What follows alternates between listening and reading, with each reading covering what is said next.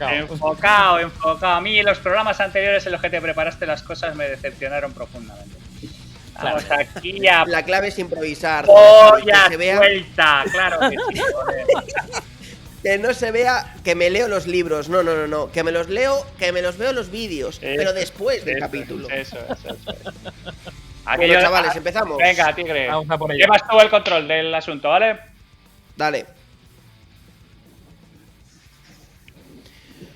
Hola a todos y muy bienvenidos al capítulo 5 de Heavy Mental. Estamos por aquí un día más en vuestro podcast favorito. Nosotros sabemos que es vuestro favorito y si no lo es, recordad que estáis equivocados porque este de verdad es el podcast favorito de todos y de todas.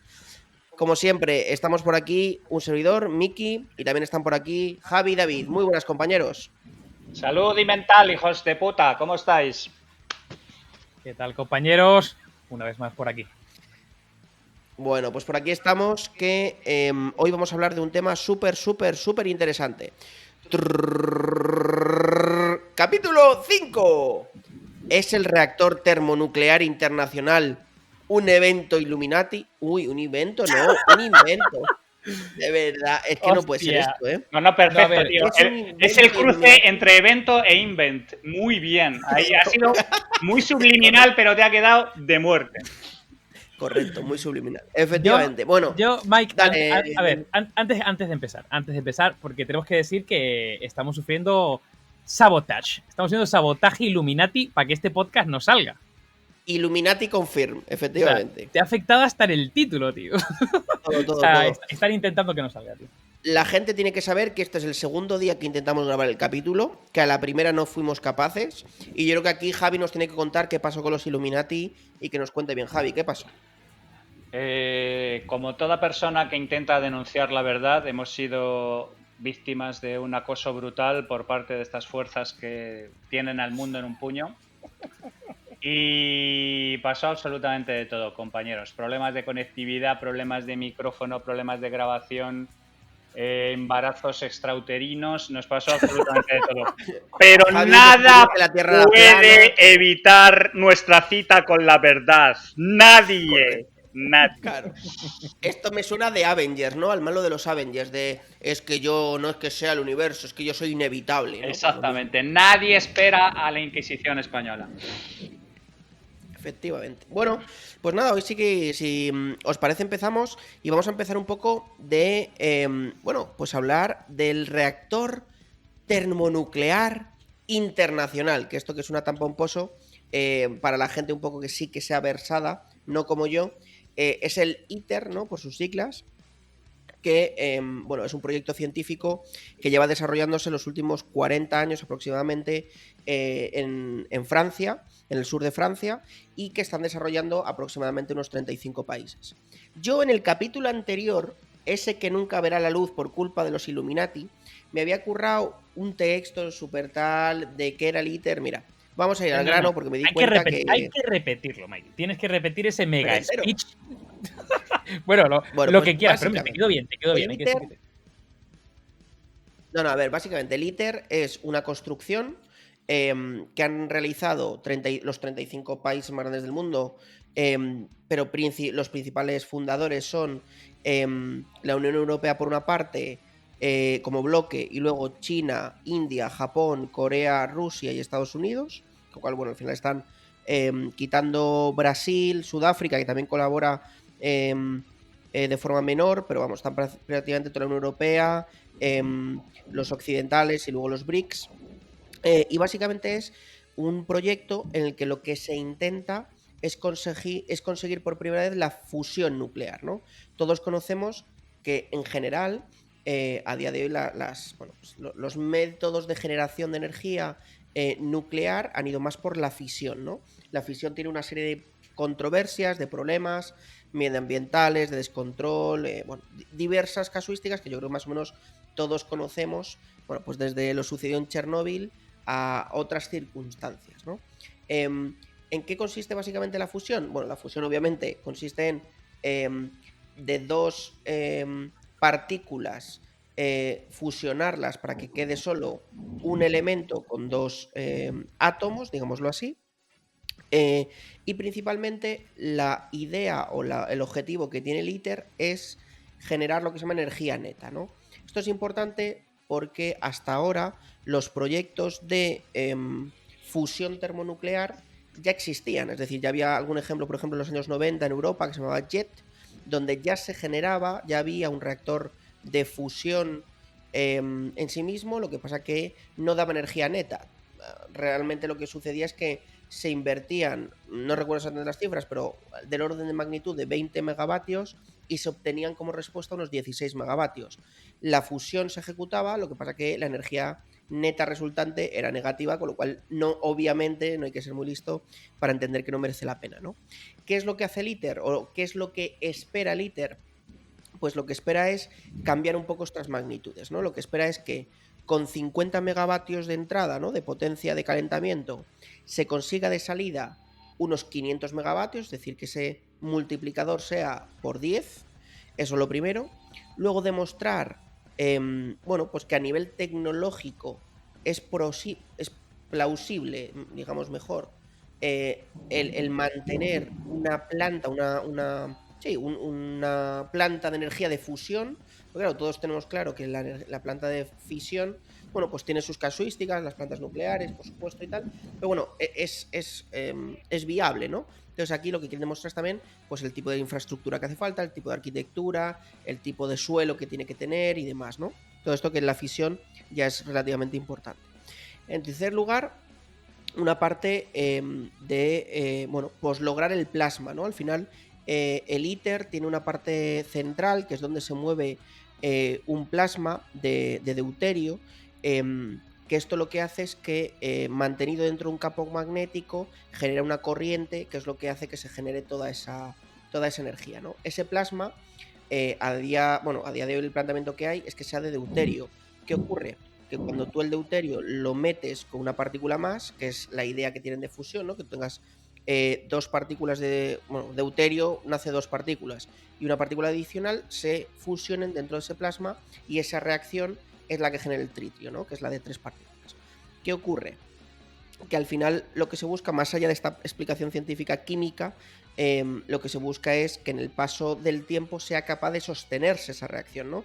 Y controlar ese plasma de deuterio-tritio para que efectivamente ya no es que solo genere de forma puntual esos 500, esos 400, esos 2000, lo que sea, sino que sea capaz de ser estable y gestionable, ¿no? Entonces, realmente es curioso porque justo esta semana, sin que nosotros lo supiéramos, porque el podcast lleva bastante tiempo ya el asunto detallado, justo esta semana se ha anunciado que el ITER además acababa la fase inicial de construcción y que iba a empezar a hacer las primeras pruebas de plasma en 2025, ¿no? Entonces, bueno, la verdad es que es un proyecto muy interesante porque además hay una cosa del ITER que a mí conceptualmente me gusta mucho, y es que el ITER no busca luego reutilizar esa energía. Es decir, el ITER lo que busca es validar a todos los efectos el modelo de fusión, pero cuando el ITER empieza a funcionar, ahora mismo la idea es que esa energía no se vuelca a la red, no tal,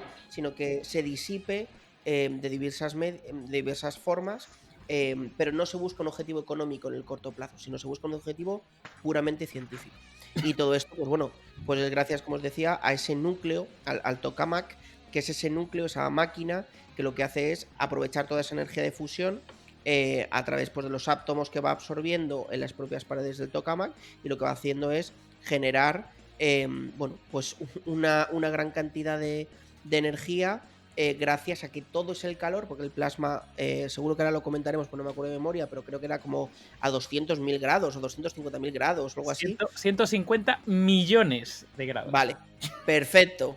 Pues eso, ahora la lo comentáis. Temperatura en el interior de una estrella. Sí, de hecho estiman que es un poco más que la temperatura, o sea, que es un poquito más que la temperatura que hay en el interior de la estrella. Por lo tanto, se dice que podría ser el lugar o el elemento más caliente de todo el sistema solar. O sea, por encima del Sol. Es como... Sí, porque ya sabes que el principal problema que tenemos es que para crear el tokamak, bueno, a lo mejor me estoy adelantando un poco, porque es que este es uno de mis temas favoritos. El problema fundamental cuando tú... ¿El tokamak es uno de tus temas favoritos? No, en general la fusión.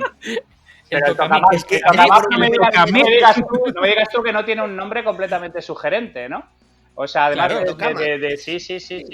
además de nombre de novela de Juan Marcé, ¿no? Recientemente fallecido. El caso del tokamak de señoras, por ejemplo.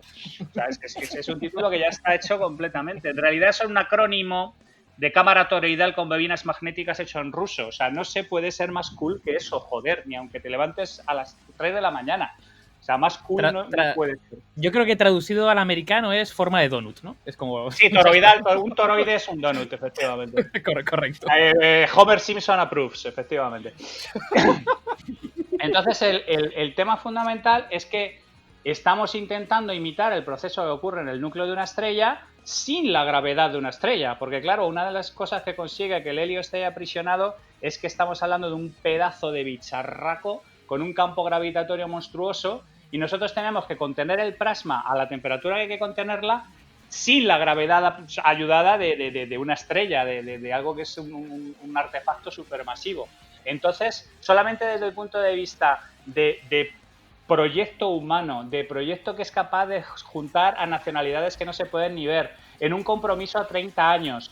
O sea, es que es una cosa absolutamente inaudita y yo no entiendo cómo el ITER no se da como proyecto de GB en primaria, porque es un tema que a mí me vuelve absolutamente loco. Y claro, no sé para dónde querías llevar un poco la discusión, Miki.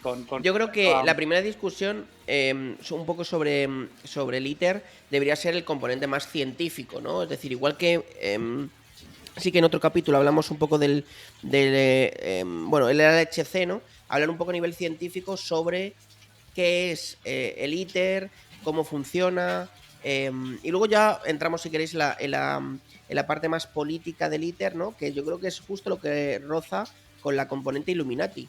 Vale, pues si quieres, David, te dejo a ti un poco la parte, yo tengo la parte de ciencia currada, pero te la dejo a ti y luego si quieres me encargo yo de lo que es la parte, digamos, más política y más de conexión con todo lo demás. Bueno, a ver, yo básicamente conocía el proyecto, pero no en profundidad, o sea que creo que te voy a dejar aquí la parte científica, pero sí que me estuve mirando, bueno, un poco la historia y un poco curiosidades, ¿no? Y de hecho me sorprendió, o sea, inicialmente, ¿no? En el 2006 había un presupuesto de 4.500 millones, más o menos para desarrollar esto a lo largo de 10 años, ¿vale? Evidentemente ya ha pasado el 2016 y todavía no estamos ahí. Oye, si se escucha una especie como de tormenta, es que estoy literalmente alrededor del fin del mundo. O sea que Illuminati confirm. Si esto se corta, no sé. Maravilloso. David Attenborough. Un tornado me habrá llevado. David Attenborough desde los bosques tropicales. Continúa. Hostia, pues chaval. Se oye un poco, ¿eh? Sí. Vale, bueno, entonces, 4.500 millones en 10 años, ¿vale? Evidentemente ya han pasado los 10 años y de hecho justo se ha confirmado que han terminado, digamos, lo que sería la instalación base y empieza con el ensamblaje y ya se han gastado unos... bueno, no se han gastado.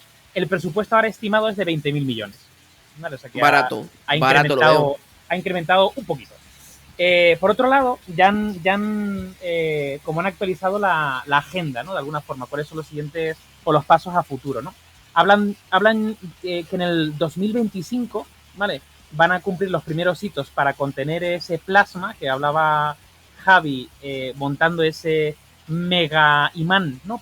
Porque el objetivo del plasma a 150 millones de grados es que no toque nada del material porque no puede ser contenido, o sea, lo derretiría, ¿no?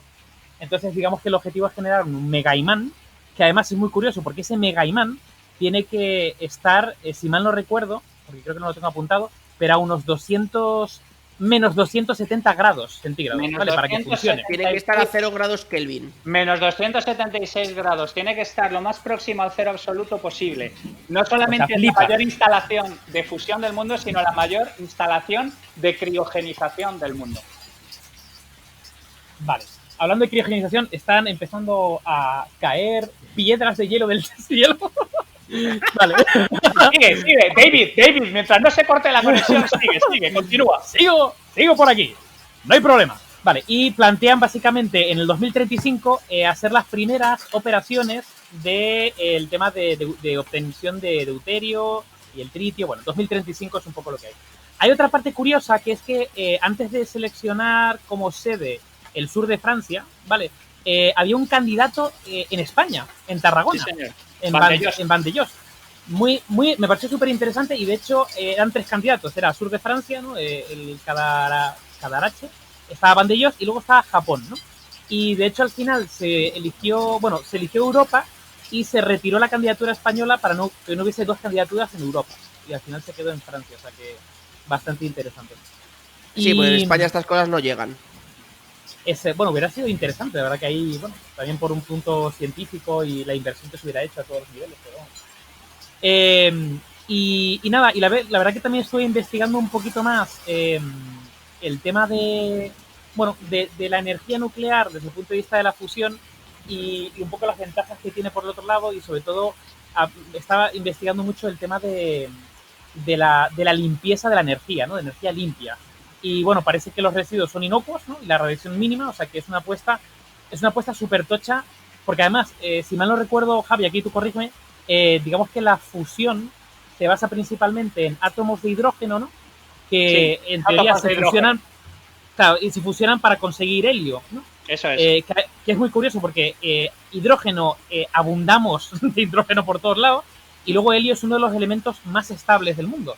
Por lo tanto, como que es un triple tirabuzón de apuesta a futuro a nivel energético. Sí, el asunto es absolutamente fascinante por muchísimas razones.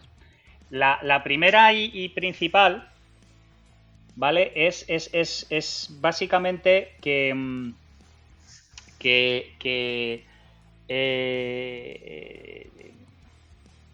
en un momento dado la fusión es algo que se lleva intentando desde mediados de los 50. O sea, no es un tema que nos hayamos puesto ahora con el ITER ni nada por el estilo, sino sencillamente es un asunto con el cual llevamos trabajando, pues yo que sé, a lo mejor 50 años directamente. Chicos, no sé si he perdido a... No. ¿Te escuchamos? Te escuchamos perfectamente. Yo simplemente me he muteado para que no se escuche el fin del mundo. Vale, fenomenal. Disculpad entonces. A ver, yo una de las cosas sobre las que sí me gustaría y además tengo por supuesto que recomendar una serie de libracos que no va a leer absolutamente nadie salvo para calzarme. Me cago en la puta, ya empezamos. Pero claro, es que es mi labor, es mi tarea. ¿Qué le vamos a hacer? El tema de la fusión, de hecho el concepto de tokamak es de los 50. O sea, es un diseño ruso de los 50. Flípalo. Y a través de, para preparándome el programa y todo esto, he descubierto un libro que de verdad recomiendo a todo el mundo, que es absolutamente maravilloso, que es The Boy Who Played with Fusion, el chico que jugó con la fusión, de Tom Clynes, del 2015, donde básicamente habla de la fusión amateur. Hay un grupo brutal de gente intentando hacer fusión de manera amateur. Como quien se dedica... Espera un segundo, ¿qué tipo de categoría de YouPorn es esa? Fusión amateur. Fusión amateur es la gente en su casa, en lugar de masturbarse con vídeos de japonesas bailando y tocando el ukelele, se dedica a intentar hacer máquinas de fusión en su casa. Pero es que además el tío... Fusión amateur. La verdad es que tenía toda la pinta. Os juro que el concepto me dejó completamente picueter. Pero cuando te lees el libro, alucinas de lo que hace la peña. O sea, es una cosa absolutamente... O sea, vamos a ver, ¿eso me quieres decir que una persona en su salón se monta un reactor de fusión nuclear? Pero así, como lo oyes. En su garaje, Jimmy Jane y Tommy Lou, en lugar de dedicarse a lo que se dedican en Nebraska, que es a matar ardillas y disecarlas, se dedican a crearse polywells o se dedican a crearse aparatos caseros de fusión. Flipalo. De tal modo y manera que es que la gente más joven que consiguió fusionar el átomo en Estados Unidos es un tío que se llama Jamie Edwards, que lo hizo con 13 años. Jamie, que a esa edad debería tener las manos totalmente destrozadas de pajearse vivo, en lugar de eso, lo que se dedica es en su casa a hacerse un horno de fusión nuclear.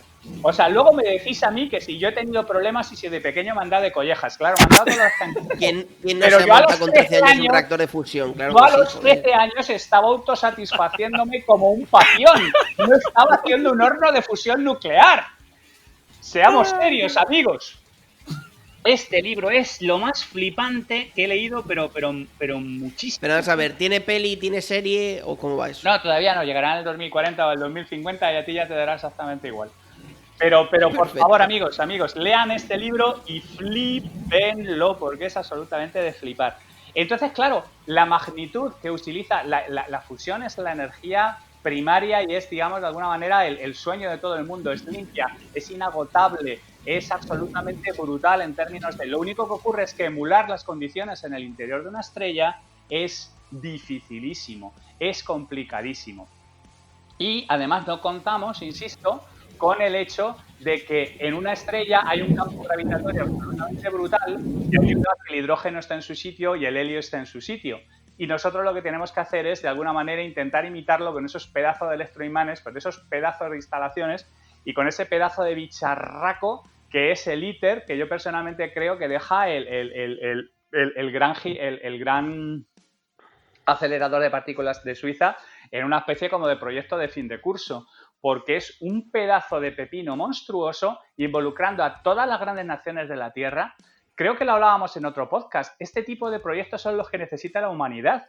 Un rollo UFO, XCOM, Enemy Unknown, donde se junta toda la Tierra con un objetivo común y donde todo el mundo pone la panoja para un fin más grande que no, digamos, de alguna manera contribuya a poner un país por encima del otro, sino que contribuya a dar un gran paso en términos humanitarios. Yo desconozco por completo por qué el ITER como concepto no es un tema del que se hable más y que es prácticamente algo del que traemos aquí tres frikis cuando debería ser un tema que debería estarse hablando al cabo de la calle. Yo no sé cuál es vuestra opinión.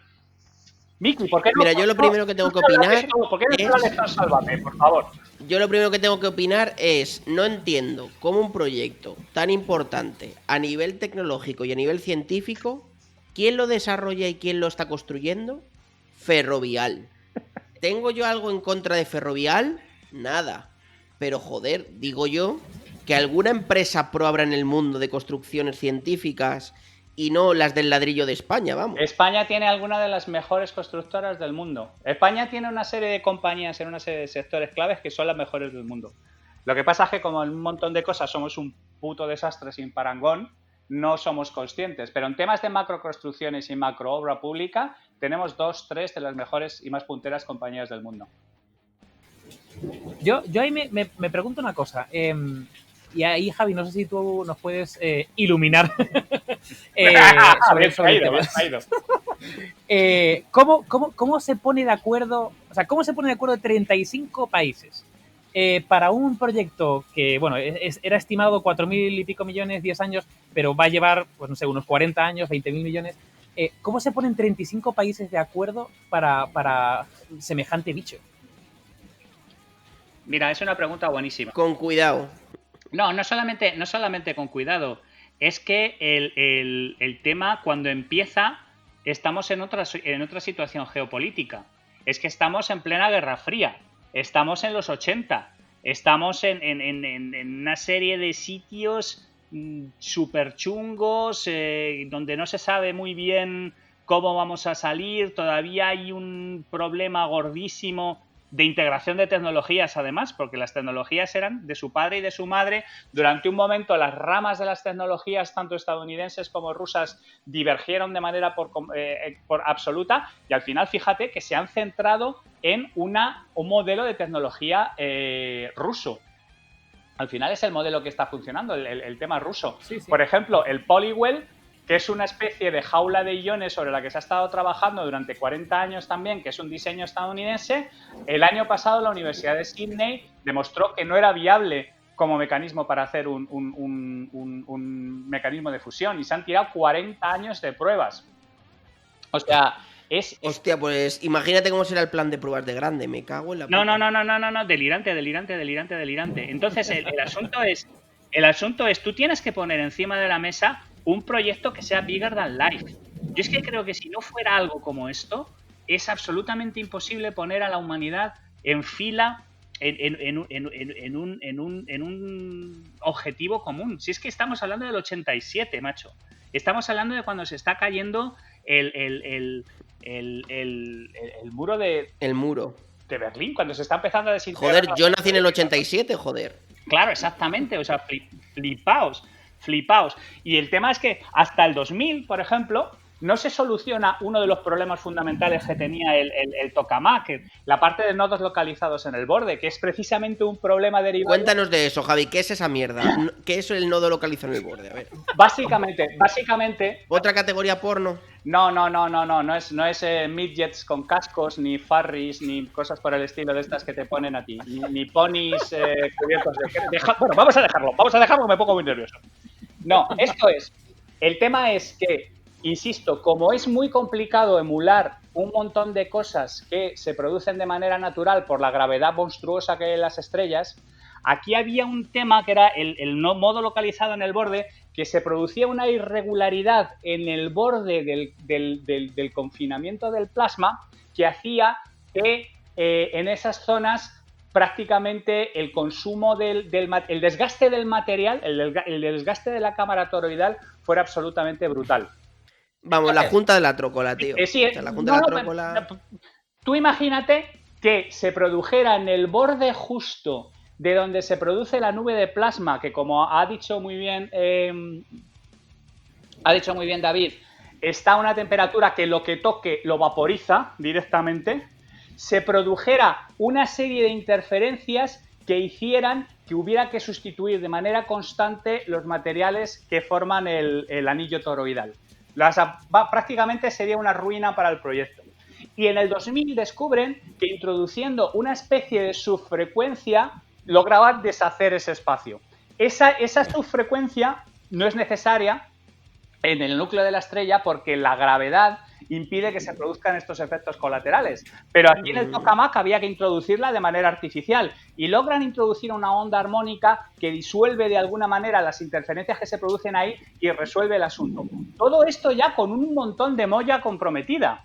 O sea, el asunto es en el 87, en el 2000 resuelven este problema fundamental, ¿vale? O sea, fijaos el nivel de compromiso y el largoplacismo que hay que tener en una historia como esta, que tú te pones en marcha un carnaval de estas historias en un diseño basado en los años 50, con un problema serio que invalida por completo la validez de lo que estamos haciendo, contribuyes con un montón de dinero absolutamente delirante a un tema que no intentas sacarle provecho económico, sino intentas demostrar que es posible de verdad hacer fusión a gran escala.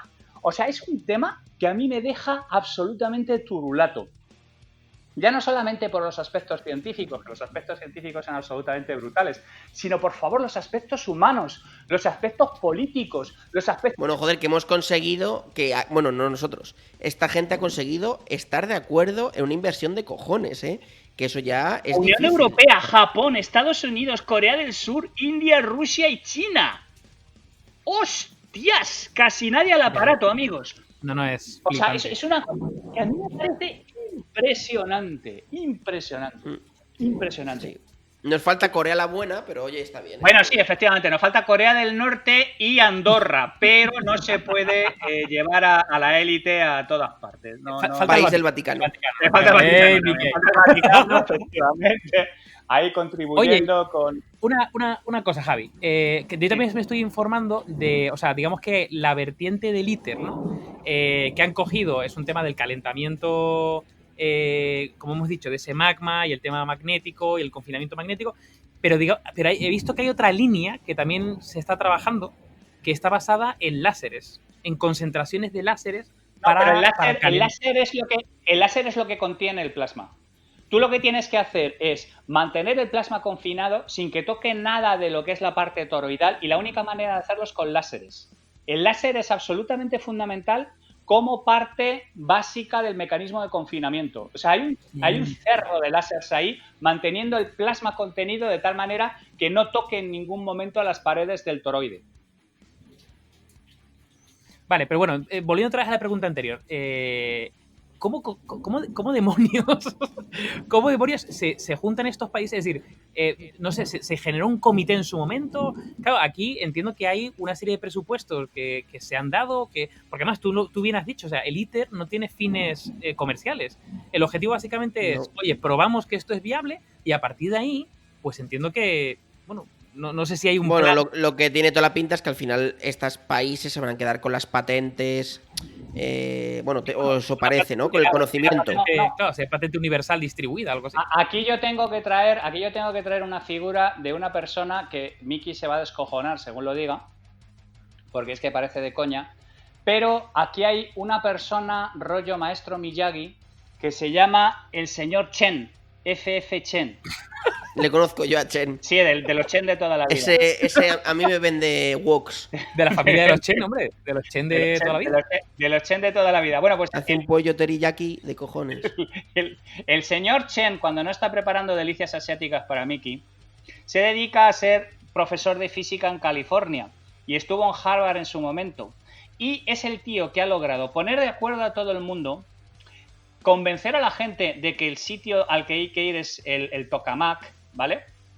Y de que esto, el éxito del ITER depende en la salvación del planeta. El tío tiene un libro que se llama An Indispensable Truth, How Fusion Power Can Save the Planet. Una verdad indispensable, cómo el poder de la fusión puede salvar el planeta. El tío tiene más de 90 palos y el libro es absolutamente acojonante. Acojonante. Y este colega es una de la gente que ha estado en las mesas de negociación convenciendo a la gente de que este era un proyecto para la humanidad. Entonces, no hay patentes, no hay absolutamente nada. La fusión se ha logrado de una manera mágica. O sea, yo estoy viendo ahora mismo el unicornio cagando arcoíris pasando por delante de mí, el elfo, el troll, todo este tipo de una manera mágica. Se ha logrado que la humanidad se ponga en concreto a abordar un desafío tecnológico de primer nivel y a que acuerde entre ellos que no hay patentes ni hay leches en vinagre, que este es un tema que es salvación de la humanidad, un objetivo de salvación de la humanidad. Yo es una cosa que cuanto más leo, más lo flipo. Echaros un vistazo al libro del señor Chen. La próxima vez que te traiga, yo qué sé, salsa sriracha o algo por el estilo, le dices, oiga, por favor. Le pregunto. Que te lo firme. Joder, fírmame el libro. Enróllate y fírmame el libro, por favor. Y tú, aunque solo te dediques a ver las fotos, échale un vistazo porque es de flipar el pepinaco del libro que tiene el señor Chen. Y luego, además, cómo ha sido el líder intelectual, sin empujar ni nada por el estilo, de convencer al mundo de que este es un proyecto crítico para salvar a la humanidad. Ole, ole, ole, turrón nogueroles. Os lo juro que cuanto más leo de este asunto, más me flipa. La verdad es que es un proyecto increíble. O sea, yo creo que es un proyecto... yo he de deciros que como descubrí el ITER, lo que va a sonar es un poco fuerte, es porque yo sigo un montón de cuentas de arquitectura, de megaconstrucciones y mierdas de estas en Instagram. Y sigo una que se llama Valeix Industrial, que es como de máquinas industriales, allá saco y tal. Y un día, pues republicaron una cosa del ITER, que, para que os deis una idea, el ITER en Instagram tiene 6.700 seguidores. O sea, la importancia que tiene y la mierda de gente que somos. Ya, tío. Tristísimo. Y llevo como, no sé deciros, pero como un año o año y medio siguiendo todas las mierdas que suben. Porque claro, todos son fotos de la construcción, o sea, son cosas industriales. Pero es que es la hostia. Es que tú vas viendo las fotos y te dan ganas de sentarte en el sofá a ver las fotos y decir, menudo troncho, vaya no sé qué, menuda cubeta, vaya grúa, o sea, es la hostia. Entonces yo os recomiendo que lo sigáis en Instagram, y más si os gustan las cosas estas de construcciones y tal, es ITER Organization, todo junto, y la verdad es que es increíble, o sea, es acojonante porque te enseña todo el proceso de cómo lo construyen, de cómo hacen todo. De hecho, tiene una foto del año pasado de cómo es el tokamak por dentro, ya iluminado y todo, sin plasma ni nada, pero cómo es por dentro, bueno, es una locura, y la verdad es que yo, si queréis imbuiros un poquito en este mundo y empezar, os recomiendo que, como buen millennial, que vayáis al Instagram, que la verdad es que no entiendo por qué esta gente no tiene TikTok, porque la verdad es que podrían, pero mola un montón, mola un porrón. Es que fijaos, Di, David, perdona. Dale. No, yo iba a decir, a ver, yo creo que deberíamos, no sé, mandarles un DM por Instagram a esta peña y venderles una campaña de sensibilización y de comunicación a esta movida. O sea, nos llevamos al Michio Kaku, al Brian Greene, a no sé cuánto, vamos para allá y le grabamos una... Vamos, lo a ponemos... Javier Recuenco y dominado. Claro, lo hacemos mainstream, tío, lo hacemos mainstream. Yo es una cruzada, chicos, yo de verdad que... De hecho, que sepáis que os he mandado a los dos por Instagram ahora mismo por directo de Instagram la foto de cómo es el tokamak por dentro, porque es que tú lo ves y es esto sí que es porno. Contad con mi hacha, porque es que os lo juro. Esto es un pepino como obra civil, un pepino como instalación de criogenización, un pepino como reactor de fusión, un pepino como ejemplo de confinamiento electrostático inercial. Que es, claro, sí, por supuesto. Que es, bueno, es todo lo que tiene que ver con cómo usar láseres para mantener confinado plasma. O sea, pero chavales, esto ¿qué cojones hacemos 15 taraos sabiendo de este asunto? ¿Qué pasa que esto no está out in the street, como decían los Oasis? No, sí. Pero, hay que hacerlo mainstream. Hay que hablar con Netflix, hay que hablar con el Neil deGrasse Tyson, hay que hablar con el Sigma. Hombre, yo te digo una cosa, esto tiene un documental de la hostia, Esto tiene un documental de caer de rodillas, postrarte de hinojos, abrir los brazos y convertirte a la verdadera fe. O sea, pero ¿de qué estamos hablando, amigos? O sea, yo es que os lo juro que no me entra en la cabeza. O sea, yo no. Esto es una cosa que a mí me vuelve majareta. Completamente.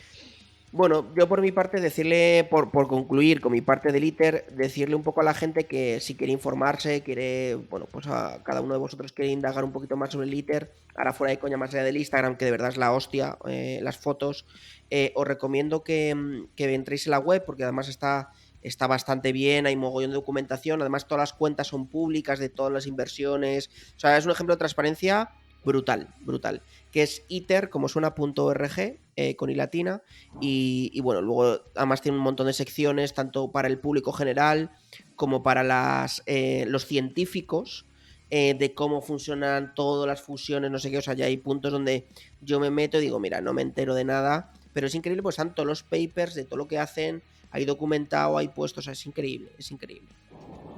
Amigos, dejen de perder el tiempo en gilipolleces y dedíquense a esto, porque de verdad van a entrar en un sitio inaudito, de verdad. Inaudito por completo. David. No, yo me he convertido ya. Voy a votar este partido. A mí, yo la verdad que ya te digo, a mí, yo conocía el proyecto, pero evidentemente con muy poco nivel de profundidad, pues como supongo que el 99% de la población, o el 99,999, y me ha parecido fascinante todo. O sea, me ha parecido fascinante el planteamiento, el compromiso, el cómo se vaya a cabo, el proyecto en sí, y luego, sobre todo, ya con visión de futuro. Ostras, es que incluso hay mucha desinformación con el tema de la energía nuclear. ¿Sabes? Que energía nuclear igual a fisión y a Chernóbil, ¿no? Y joder, te das cuenta que hay otro planteamiento que además, no sé, lo tenemos aquí en Europa montándose, que tiene una proyección a X años, pero si se consigue, o sea, puede ser como el mega revulsivo, o sea, puede darnos literalmente vida, o sea, es como salvar la humanidad a nivel energético. Entonces, bueno, por un lado me quedé en shock de que esto no se diese a conocer más, y por otro lado, vamos, conversión de fe a esta movida.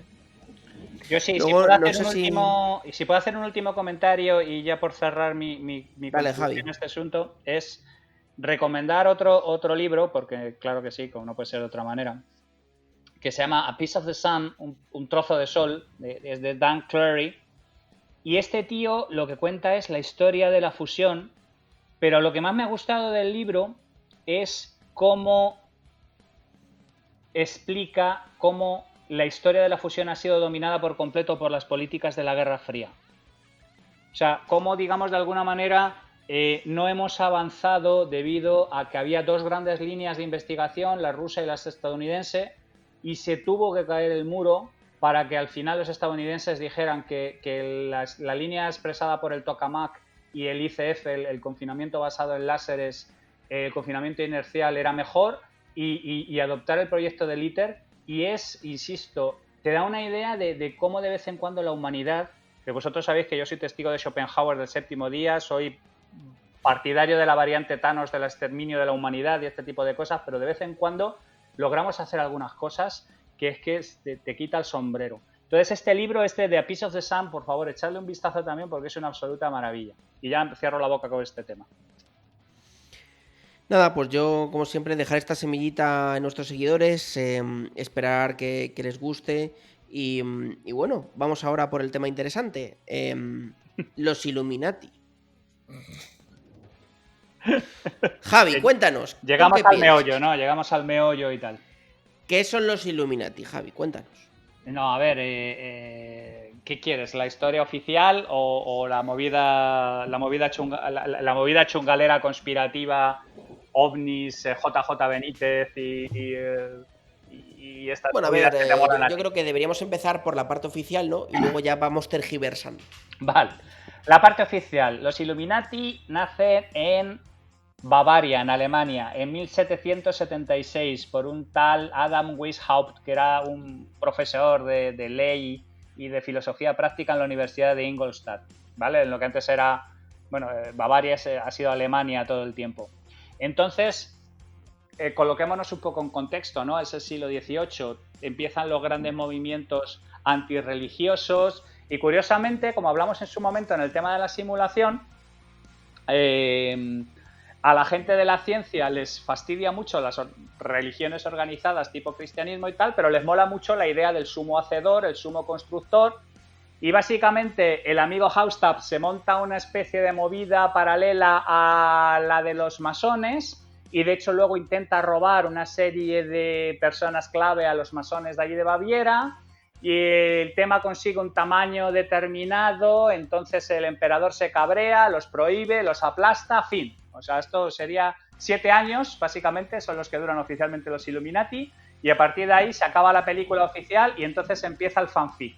Empiezan las secuelas. La leyenda. Empieza la leyenda, efectivamente. Entonces los Illuminati no los aplastan, sino que se alían con los reptilianos y con los jugadores del Badajoz Fútbol Club, se van a cuevas como los Morlocks y a partir de ahí yo ya empiezo a perder un poco el asunto porque hay como 4 libros de una cosa que se llama Bloodlines of the Illuminati, algo así como líneas de sangre de los Illuminati, que los conectan con Jesucristo, con John Lennon y con Chiquito de la Calzada. Entonces, bueno, a partir dicen que estuvieron por detrás de la Revolución Francesa, ¿no? Que fueron como los primeros ahí. Pero vamos, que años después de haberse disuelto, ¿no? Parece como que se reavivaron y actuaron por ahí. Pero vamos, que es todo conspiranoico y bueno, no sé, especulativo, digamos. Les culpan un poco de todo. Es decir, son culpables desde el fin de los días hasta la muerte de Jesús Gil. ¿Sabes? Es como... todo es culpa de los Illuminati, ¿no? Entonces, yo creo que hay que separar, y yo creo que Javi ha hecho una descripción perfecta, ¿no? Lo que es el componente puramente histórico, ¿no? Como pasa en muchas cosas también religiosas, del componente, bueno, de los iluminados, nunca mejor dicho, o de gente que de repente se cuenta unas trolas y dice que es Illuminati y no sé qué, no sé cuánto, ¿no?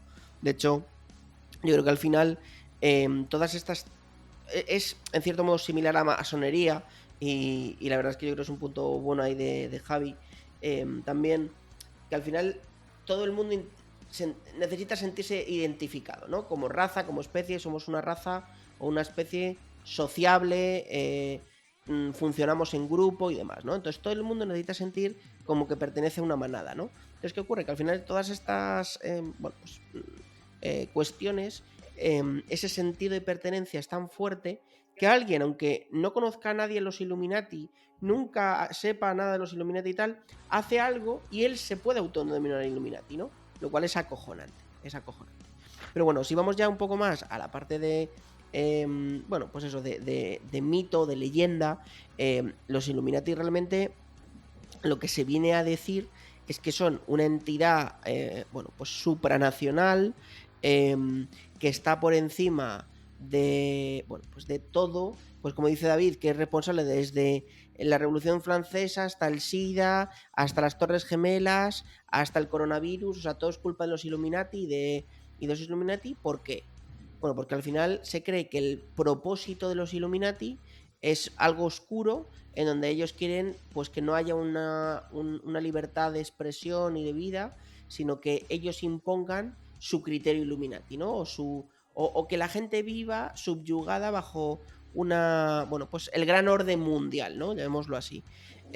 Claro, que eso al final, pues bueno, es relativo, porque yo creo que dentro de, en general, de los estados de derecho actuales, quitando obviamente algunos países como Corea la Buena y demás, y por desgracia también algún otro, todos tenemos cierto grado de libertad. De hecho, yo creo que precisamente nosotros tres, que somos personas medianamente inteligentes, sentimos que tenemos cierto grado de libertad. Si bien es cierto, como hablamos el día de la simulación, si vimos una simulación, quizás es una libertad que nosotros nos creemos que tenemos y realmente estamos coartados por alguien que nos está dictando sin que nosotros sepamos lo que hacer, ¿no? Entonces, claro, ¿los Illuminati son una secta? Hombre, pues técnicamente no, porque no hay un jefe de los Illuminati. Los Illuminati sí mismo es como un misterio, ¿no? Que se cree que hay, bueno, pues que hay gente que es Illuminati y demás, ¿no? Bueno, yo ahí solo por puntualizar, o sea, cuando se crearon el grupo de los Illuminati, o sea, los Illuminati, como bien ha dicho Javi, ahora es la leyenda, el mito, pero en su momento sí que fue un grupo organizado y de hecho cogieron, además era un grupo bastante jerárquico, como por estamentos, ¿no? Por rangos. De hecho, estuve leyendo que son rangos que han obtenido del mundo masón, ¿no? Y de hecho había 2 personas que estaban en el rango máximo, que eran pues 2 de los fundadores, ¿no? El Adam Weishaupt y otro señor, ¿no? Y bueno, fue una orden organizada donde sí que era, bueno, tenías que pasar, aparte, hacían ritos. De hecho, yo creo que gran parte del mito o la leyenda se ha extendido por los ritos que planteaban también, bueno, algunos obtenidos de la masonería y por el tema de la sociedad secreta. Al igual que hay mitos y hay, ¿no? Se ha estirado el tema de la masonería, se ha estirado la parte de los Illuminati. Pero bueno, quiero decir que sí que planteaba una serie de estamentos o rangos. Y luego también estuve leyendo, que me pareció muy interesante, digamos, el origen de los Illuminati, o por lo menos el propósito, era principalmente oponerse a la influencia religiosa y luego a los abusos de poder del Estado. Y luego también tenía una visión como muy... Es como devolver el poder al pueblo, ¿no? Sí, y además con una vía como muy clara a través de la educación. Decían que la educación era como el instrumento para alcanzar la libertad, ¿no? Intelectual y moral de los ciudadanos, ¿no? O sea que tiene una base... Ojito con el tema del pueblo, porque eran bastante elitistas. Luego entraré un poco en detalle con el asunto, porque generalmente esto es producto de un montón de gente que tiene, digamos, unas condiciones intelectuales por encima de la media, por encima de lo que podemos, sobre todo, fijaos en el siglo XVIII. Eso llevará a una historia sobre la que luego entraré, que es un tema fascinante, que es, por ejemplo, la obsesión que tenía Stanley Kubrick con este tipo de gente. Ya, tío, sí, total. Perdona, David, que te he interrumpido, sigue. No, perdona, Mike, que te he interrumpido. Volvemos al punto inicial. No, esto está bien, está perfecto. De hecho, yo no sé si... Yo juraría que no lo habéis dicho, pero viendo libros, ¿vale? Porque la verdad es que yo no me he leído ninguno en general en mi vida, y menos de los Illuminati. Hay uno que creo que está bastante guay por las reviews que he visto, vuelvo a lo mismo, que se llama The Illuminatius Trilogy, la trilogía Illuminati, ¿no? De Robert Arton Wilson y Robert C., ¿vale? Que básicamente habla, pues es un libro de los 70, ¿vale? Es un libro de los 70.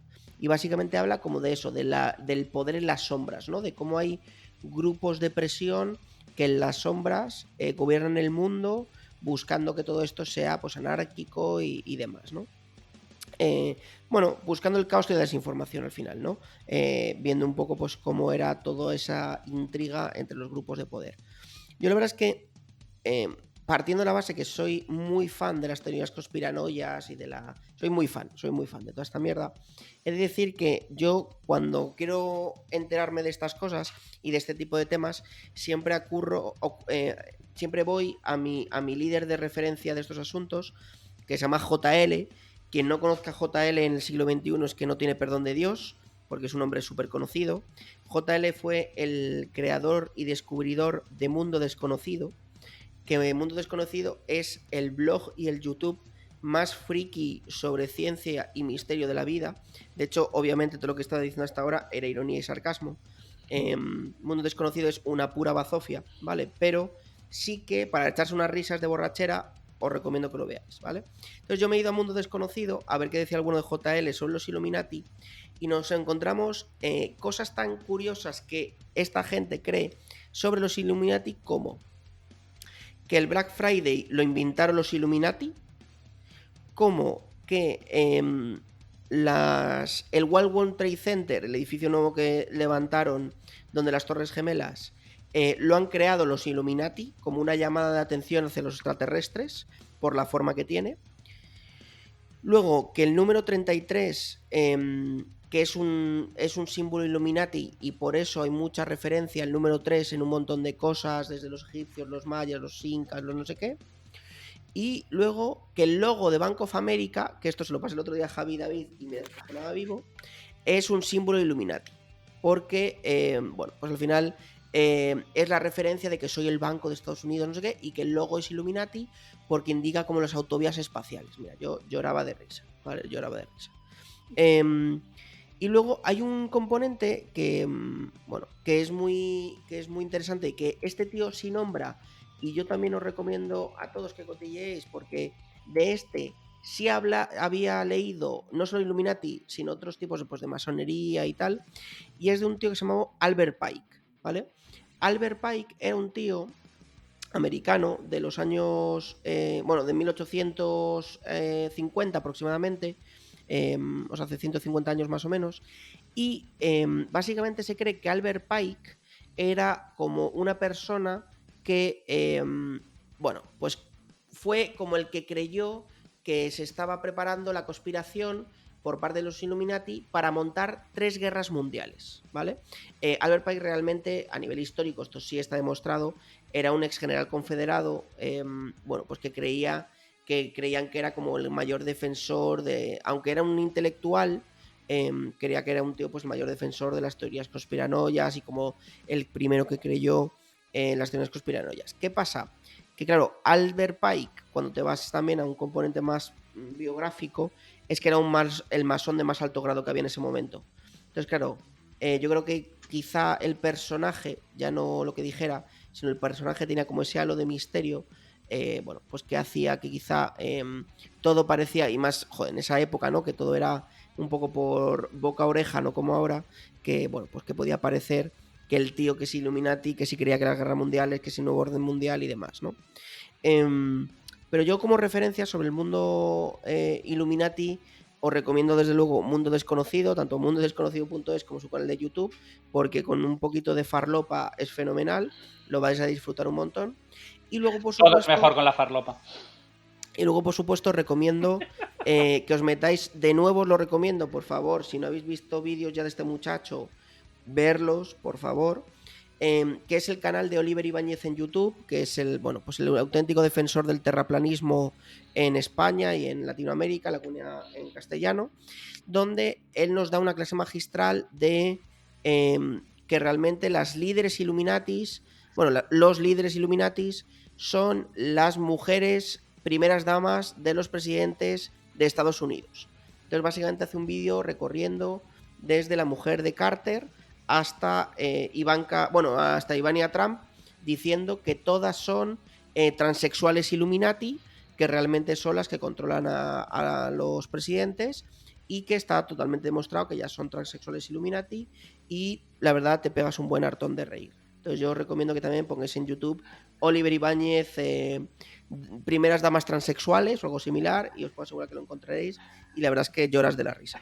Yo tengo que decir que ese vídeo lo vimos en una escapada de amigos donde estaba Miki, estábamos ahí en una casa rural perdida y es para coger palomitas y no parar de descojonarte durante los 40 minutos que dura ese vídeo. ¿Tú cuoque, David? ¿De qué? ¿Tú cuoque, David? Acudamos al latín. César cuando ve... Vamos a ver, Javi, creía que te había dado un ictus, tío. No. Yo pensé, digo, ¿hay interferencias en la línea? A ver, vamos a hacer una pequeña. Cuando César ve que uno de los que le están asesinando es Bruto, que es su hijo adoptivo, le dice tú cuoque, Fili. Tú también, hijo mío. Tú también, hijo mío. Entonces tengo que decir, tú cuoque, David, también ves este muchacho y este tipo de cosas y muy bien. Tío, a ver... Para criticar hay que conocer, Javi. Yo creo que hay un punto de experimentación. Y con las drogas se empieza siempre igual, efectivamente. Necesario. Efectivamente. Bueno, voy a rehusar metáforas mías. ¿Os recordáis perfectamente la metáfora del Papa Francisco en la barra americana con las mujeres dando vueltas alrededor del pole dancing, ¿no? Pues me pasa con el tema de los extraterrestres como con el tema del Illuminati. Sin embargo, desde mi perspectiva de triste y desde mi perspectiva de empollón recoge collejas, a mí me parece que sí me gustaría hablar un poco en general sobre las sociedades secretas y lo muchísimo que le gusta a los seres humanos meterse en movidas de secretismo, de elegidos, de aristocracia, de pertenecer a la élite, por decir de alguna manera. O como decía Orson Welles, que el mundo lo manejan 10.000 personas y el resto son chusmas, son figurantes, son actores secundarios. Y sobre esto, por ejemplo, una de las cosas más interesantes que me he leído fue un artículo de uno de mis autores favoritos, que no lo conoce ni Dios también, que es el señor Tim Crader, que escribe sobre todo artículos cortos y es además caricaturista y tiene un libro maravilloso que se llama We Learn Nothing, que lo hace recuperar muchos de sus artículos publicados en diferentes temas. Pero hizo una vez un artículo largo para una revista de cinematografía y era precisamente sobre la última película de Stanley Kubrick. Que además, Miki, esto te molará a ti. Se dice que a Kubrick lo mataron los Illuminati también, que no llegó a verse estrenada la película, que la película tiene un montón de cortes y que hay un montón de movidas, pero sin más, tú tienes que ver la película única y exclusivamente porque es una enorme metáfora. Tim Crader la lee. El ensayo de Tim Crader se llama Introducing Sociology, luego copiaré el enlace en la lista de cosas del programa para que le echéis un vistazo. El tío habla en la película de los círculos de poder y de cómo hay una serie de personas que tienen tal cantidad de poder y tal cantidad de dinero que se tienen, digamos, de alguna manera que darle entretenimiento a su vida y se crean este tipo de sociedades secretas. Se utiliza a la gente como si fueran trapos, hay orgías. No sé si alguno de vosotros ha visto las fotos de la celebración en casa de los Rockefeller, de una fiesta de tránsito de verano, donde todo el mundo iba vestido de maneras muy raras. Está todo un poco recogido digerido y metamorfizado en Eyes Wide Shut, que es la última película de Kubrick, que la mayor parte de la gente solo lo ha visto para verle las tetas a Nicole Kidman. A Nicole Kidman, que estaba como un queso de bola, vamos a dejarlo claro. Pero que Kubrick, yo creo que el asunto era, bueno, mira, vosotros, para los que vais a ver las tetas, en los primeros 15 segundos les saco las peras y a partir de aquí cuento lo que quiero contar. Y lo que quiero contar es una historia sobre el poder, sobre las sociedades secretas, sobre la dominación, sobre cómo la gente poderosa utiliza la cultura como un separador brutal con respecto a la purria y cómo trata a la purria como si fuera ganado. Y a mí me parece una reflexión absolutamente bestial de cómo al poder le gusta ese tipo de sensación de sentirse fuera de las grandes, por decir de alguna manera, de las grandes religiones, de los grandes grupos, de la pertenencia a esa sociedad secreta. Y si luego le tienen que dar algún tipo de viso legendario, porque claro, una narrativa no igualitaria, separatista, elitista, pues queda muy mal. No, en realidad es que vienes de la sangre de los merovingios, vienes directamente de la línea de Cristo, los templarios. O sea, digamos que de alguna manera necesitan también, curiosamente, una especie de leyenda detrás que justifique el hecho de que en realidad lo que son es las personas más poderosas de la Tierra y utilizan al resto de la gente como si fueran hámsters. Y es un tema que a mí me parece fascinante. Cómo, digamos, en todos los sitios donde hay un grupo de cultura particular, un grupo de riqueza particular, un grupo de poder particular, surge la necesidad de crear una sociedad secreta, un grupo de elegidos, un grupo, digamos, de alguna manera, de gente que se separa de las simplezas y de las cosas que afectan a la chusma y a la gente normal y necesitan trascender para ello. Y para ello se montan una serie de rituales muy elaborados, porque claro, vosotros estáis hablando de los grados de los masones, pero es que hay 30 y tantos grados en los masones, hay una serie de ceremonias súper elaboradas. La mitad de la gente que participó en la independencia americana eran masones, empezando por Benjamin Franklin y un montón de gente. Si habéis visto el From Hell de Alan Moore, por ejemplo, los masones están infiltrados en Scotland Yard, están infiltrados en todas partes. De hecho, él los menciona en su teoría como que son parte de la gente que tapa a William Gall, que es en su tesis el asesino. O sea, esta idea de las sociedades secretas de los ricos y los poderosos es una especie de meme cultural que se ha ido arrastrando a lo largo de los siglos. Que me gustaría bueno, pero es que en verdad, Javi, existe, sucede. Es decir, a día de hoy, yo creo que aunque no sea una sociedad secreta al uso, es innegable que, por ejemplo, el Club Bilderberg existe, ¿no? Y es una realidad. Y parecía que era una quimera y en los últimos 10 años se ha normalizado, que se reúnen y demás, ¿no? Y si, por ejemplo, lees a Daniel Stulin, que bueno, quien no lo conozca, pues es un antiguo agente de la KGB que se especializó en el Club Bilderberg y las cosas que hacía el Club Bilderberg, pues es un poco eso, ¿no? El Club Bilderberg al final es un montón de gente relevante del mundo social y del mundo empresarial y del mundo político, de diversos estamentos de todo el mundo, que se reúne una vez al año, 200 personas, y dicen que deciden pues qué va a suceder el siguiente año, ¿no? Y luego también, alinea en ese mismo contexto, tenemos, aunque en menor medida de la masonería, lo que son las comunidades universitarias en Estados Unidos, ¿no? Los Phi Beta Lambda, ¿no? Estos de turno. Sí, las fraternidades universitarias. Las fraternidades, ¿no? Que dicen que, por ejemplo, en el caso de algunas universidades Ivy League, ¿no? Y de algunas top de Estados Unidos, pues sí que hay ciertas bueno, pues fraternidades. Coño, que incluso tienen Bones, 3 presidentes de Estados Unidos, ¿sabes? Skull and Bones, que ahí estaban los Bush, ahí había un montón de gente, claro. Por eso digo que es un tema que es pervasivo. De hecho, Skull and Bones tiene un documental que yo he visto hace no mucho en YouTube, que juraría que es de Discovery Channel, sobre Skull and Bones y algunas informaciones de cómo incluso tiene unas ramificaciones políticas impresionantes de Estados Unidos. A mí todo eso sí me parece fascinante, la verdad. Cómo normalmente en el momento en que tú creas una élite intelectual o de poder, automáticamente hay una deriva inmediata hacia la constitución de algún tipo de sociedad secreta y hacia la constitución de algún tipo de narrativa justificativa de por qué eres mejor que el resto de la gente y por lo tanto tienes derecho a usarlos como si fueran trapos, que es una cosa absolutamente maravillosa. Igual que los nazis buscaron en la mitología cristiana y se dedicaron a buscar el Santo Grial y la lanza de Longinos y todo este tipo de historias, cada vez que un grupo elitista intenta ponerse por encima de la gente, normalmente lo tienen que acompañar de algún tipo de narrativa mágica que les justifica el hecho de que ellos son mejores y por tanto tienen derecho a pisarle el cuello a todo el resto de la gente. Bueno, pues si queréis por ir concluyendo... Yo, un segundo, Mike, me gustaría brevemente, pero ponerme también en el otro lado. O sea, yo creo que el tema de las creaciones de grupos secretos o incluso no tan secretos, y vamos, yo creo que existen ya los grupos que hacen lobby y meten manos negras por debajo y los clubes de megaceos. O sea, yo creo que es algo que existe y por lo tanto, digamos que se mantiene, digamos, esa estructura a lo largo, como decía Javi. Pero me voy a poner en el otro lado, porque, claro, si lo vemos desde el punto de vista de la gente que está en esos clubs, genial.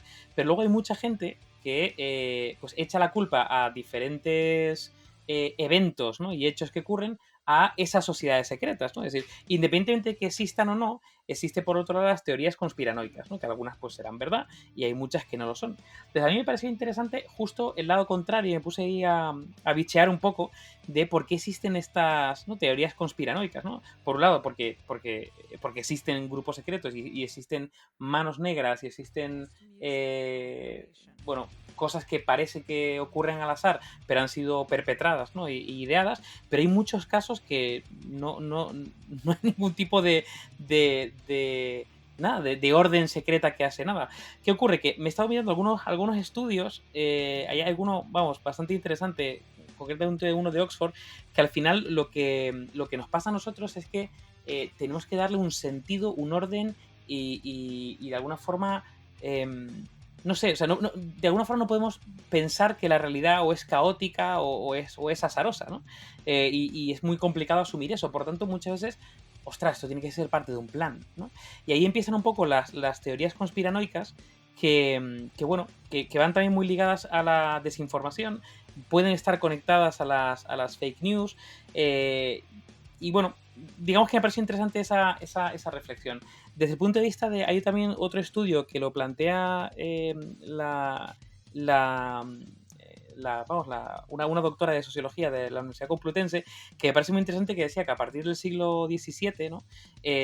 Pues se empiezan a atribuir desgracias y demás a lo divino o a las religiones, y se empiezan a buscar causantes, ¿no? Racionales y lógicos basados en nuestra mentalidad. Y a partir de ahí, pues se empiezan a estructurar una línea de teorías conspiranoicas, que algunas están basadas en grupos secretos o digamos un poder oculto, por decirlo de una forma, y otras muchas simplemente son desvaríos por intentar buscarle sentido, ¿no? Sí, no, bueno, eso ya lo vimos en su momento cuando estuvimos hablando de la peste y todo este tipo de cosas. El cerebro huye como de la peste, nunca mejor dicho, de cualquier tipo de situación que le produzca incomodidad. Y le produce una incomodidad absolutamente brutal las cosas que no entiende. Y entonces prefiere enhebrar con una narrativa mágica algo que no comprende, antes que asumir que es que hay cosas que se le escapan en su momento dado de su comprensión.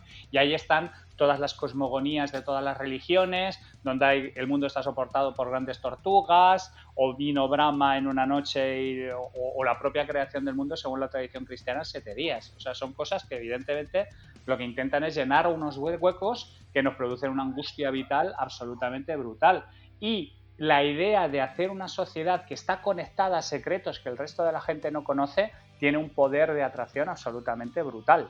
Y entiendo que es el sitio del que predan la mayor parte de este tipo de narrativas, porque efectivamente conocer las grandes preguntas de la humanidad y los grandes devenires filosóficos de la humanidad es una cosa que llevamos haciendo desde que nos bajamos del árbol. Y cualquier cosa que pueda decir que tiene la verdad sobre este tipo de cosas, pero es que la magia negra, el satanismo, hay un montón de cosas, los escritos de Aleister Crowley, hay un montón de cosas que lo que intentan de alguna manera es convencer a la gente de que ellos sí tienen acceso a esas grandes cuestiones que la humanidad, la ciencia y estos tipos de cosas no han podido resolver. Y eso tiene un poder de atracción que es indiscutible. Bueno, pues entonces vamos a hacer una pequeña reflexión, ¿no? Ya no solo concluyendo, sino una reflexión sobre para lo que veníamos aquí. Javi, David, ¿es el reactor termonuclear internacional un invento Illuminati?